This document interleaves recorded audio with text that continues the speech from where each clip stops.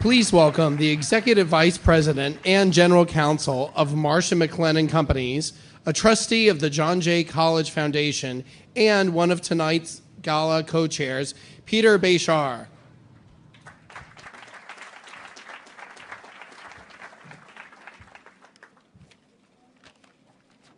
All right, good evening. Let's try that again. Good evening. All right, now we're getting somewhere. Would everybody please give it up for Jim McCann and Doug Wood for their beautiful... I thought it was really important to recognize them for how well they have played their role in this evening's festivities as the warm-up act for Mariska Hargitay. Thank you. They're laughing down here. Well done. So, Jim, I know the flowers are beautiful, and you're a successful businessman, chairman of the number 3 insurance broker in the world. That's all fine. But did hundreds of students line up to have their photo taken with you during the reception? I think not, Jim. So for the past 16 years, Mariska Hargitay has starred as Detective Olivia Benson on Law & Order Special Victims Unit. Indeed! A show that has spurred so many students to come to this institution and to pursue careers in criminal justice. For her mesmerizing performances, Marishka has won Emmys and Golden Globe Awards. And she's even fluent in multiple languages, which she's put to great effect on the show by interrogating unwitting witnesses and suspects in Hungarian. So Marishka, Oscar Wilde famously said that life imitates art more than the opposite. And through your role on Law & Order and the extraordinary reaction that you've received from thousands of victims of assault that have sensitized you to this epidemic, you've decided to do something about it and to take action. And in 2004, Mariska established the Joyful Heart Foundation that provides support to victims of sexual assault, domestic abuse, and child abuse. Indeed. And she's raised in the process more than tens of millions of dollars for the organization. That's pretty extraordinary.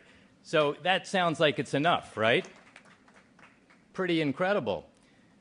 But it turns out that just on Sunday night, she starred in Taylor Swift's latest music video. I see some nodding heads in somewhere around the room. We'll explain this to you, the older folks in the room. In the music video Bad Blood, starring as the character Justice. Thank you very much. You can't make this up. It is incredible. So could there possibly be a more deserving recipient of the John Jay Civic Leadership Award?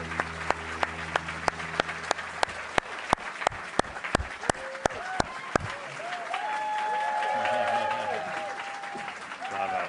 Great pleasure. So much. Thank you. Thank you. Thank you. Thank Let's you. do a picture over here. Oh, pictures first. Pictures Okay. first. Yeah, we'll get this done. Thank you. That's okay. Thank you. Thank you.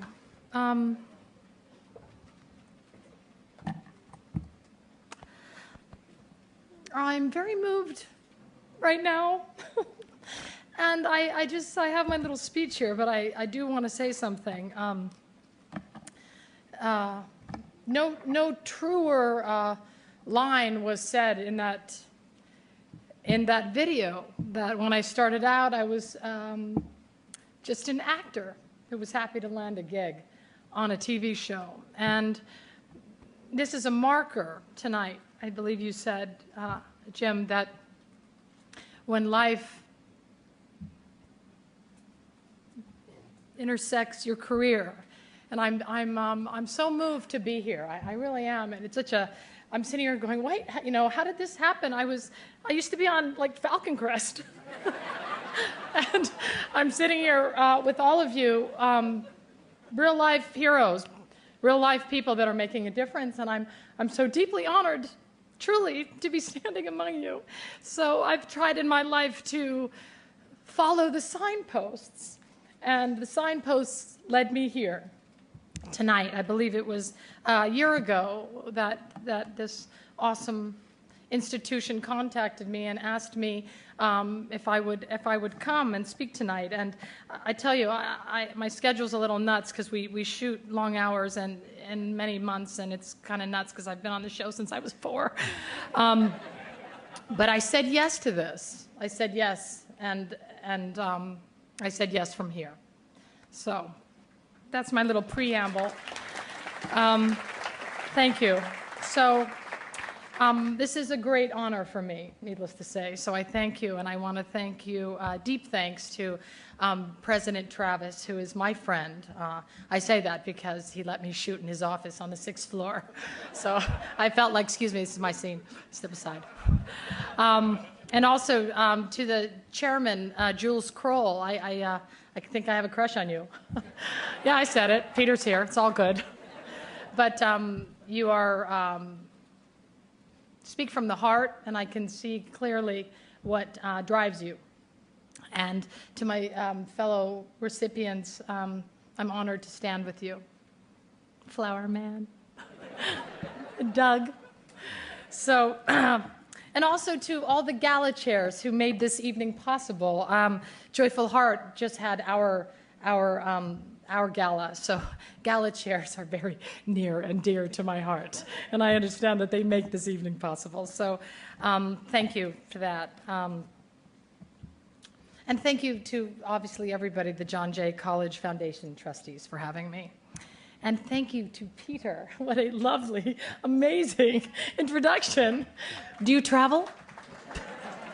I think I only want to be introduced by you, and I do speak 15 languages. So I am honored to take this opportunity to speak with you all tonight. The first thing that I want to do, that I have to do, actually, is to, I'm going to call you out. I'm going to call you out on your 50th anniversary. Just so you know, guys, 2014 was the 50th anniversary since John Jay was founded in 1964. Now, they started admitting students in 1965, but still it was founded in 1964. Awkward. But you know what? I firmly believe in a year-long birthday celebration. And I mean, especially for your 50th. And, you know, I just always wonder what that's going to be like, you know, when I get there. Because I also was born in 64, but I'm only 32. I know it's weird. I don't understand. So, I don't know. We'll figure that out later. I'm sure somebody's better good with the calculator. And I also have to say that I shoot here so often that I feel like I'm enrolled here by association. You know, if students come up to me and they're like, oh, I go to John Jay. I'm like, oh, me too. And, you know, I probably spent more time here than at my actual college. Yeah, that's a joke. No, I was a good student, I swear. So, let's get serious. 50 years of educating fierce advocates for justice. I want to say simply that I am so grateful for the young people that John Jay has sent and is still sending into this world. God knows we need them. And I also want to say this. The world also needs all of you. All of you.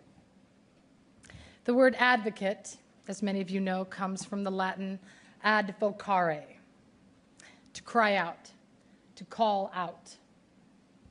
And it would be uncharacteristic of me, almost irresponsible, to have this opportunity to speak in a room like this with all of you and not advocate. What am I calling out to all of you for? Simply this: advocacy. So I imagine that you know that the word has come not only to mean calling out or crying out, but calling out on behalf of another, calling out on behalf of someone else. This room is filled with people, me included, who have a voice in society, who have a voice in this world. And I know I often forget how fortunate I am to have that voice.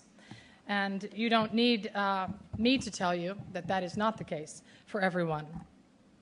Race, gender, social class, sexual orientation, all of these factors, along with many others, can contribute to delegitimizing, undermining, or outright silencing a voice in society.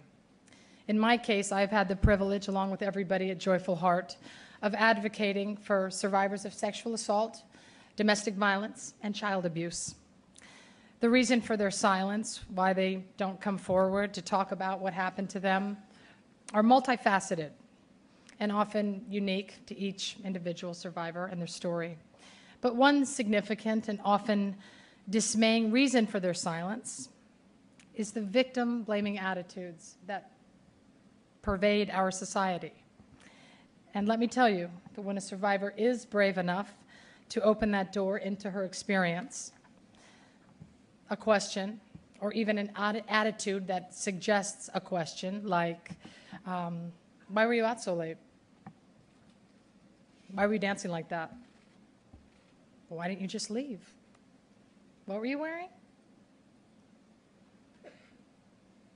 Can not only slam the door that is open shut, but leave an even more deeply wounded person on the other side of it, sliding the door closed, and often permanently. That is my advocacy. What is yours? For whom do you use your voice? On whose behalf will you make noise in this world? I know that there are many, many, many people in this room who have robust and very inspiring answers to that question. But I want all of you, all of us, to embrace this beautiful adjective that John Jay uses. The institution's aim is for a fierce advocate. Fierce advocates out into this world. I urge you to be fierce, no less fierce. And does that mean that you have to start a foundation? Does that mean that everybody needs to quit their job and go into full advocacy? Absolutely not. Your advocacy can happen in your boardroom, in your hiring, in the way that you run your companies. It can happen at a dinner table, the way you speak to people with whom you have contact every single day, the conversations that you're willing to have at a dinner party. I'm asking you to be bold, to dig deep into hard topics. I'm asking you, all of us, me included, to be the brave ones. To be the brave ones.